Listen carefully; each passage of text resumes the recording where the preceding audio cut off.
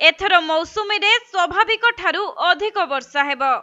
एने प्रेसमिट माध्यम IMD DG Mrityunjay Mahapatra सूचना दैछंती, जहाँकि जून रु सेप्टेम्बर जाए 106% वर्षा हेबार संभावना रही। तेबे चलित वर्ष मौसुमी रे अधिक वर्षा हेबो बोली आकलन करा जायछि। सेपटे राज्य रे जारी रही प्रचंड ग्रीष्म प्रवाह। दिन 2:30 सुधा राजधानी रे 41.2 डिग्री तापमात्रा रेकर्ड होईछि। सेहिपरि चांदबाली और झारसुगुड़ा रे 41 डिग्री एवं बालेश्वर रे 40 डिग्री तापमात्रा रेकर्ड होईछि। तेबे आसंता 5 दिन पर्यंत प्रचंड ग्रीष्म प्रवाहरु निस्तार नहीं। 5 दिन जाए ग्रीष्म प्रवाह को नहीं पाणीपाग विभाग चेतावनी मध्य देइछि।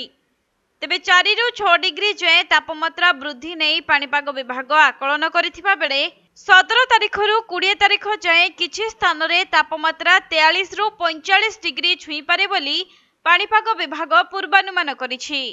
तेबे गतकाली 10टी सहर रे पारद 39 डिग्री टपिथिला। 40.5 डिग्री सह पारलेखा मुंडी थिला राज्यर सबुठु उत्तप्त सहर। सेहिपरि आसंता 5 दिन जाए तातीरे कलबल हेबे राज्यवासी।